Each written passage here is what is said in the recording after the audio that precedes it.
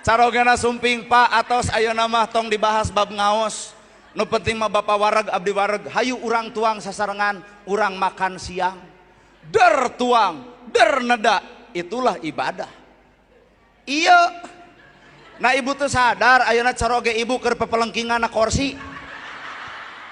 Sabab ibu init ka dieu ti isuk-isuk nyangu acan masak acan, salaki geus ngagenauk dina dada hayang geura tepung jeung ibu.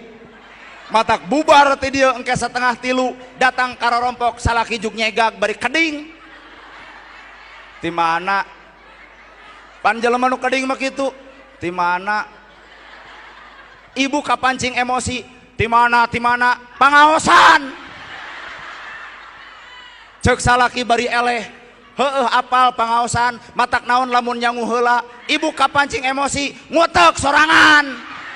Eta ladang pangajian jadi gurger jeung pasea. Timpah anu cek nu datang, gogodeg. Eta nu tos ngaos. Eueuh buah, Pak. Matak pangajian ayeuna karek jadi kembang, can jadi buah, teu kudu waka sombong ku acara ieu.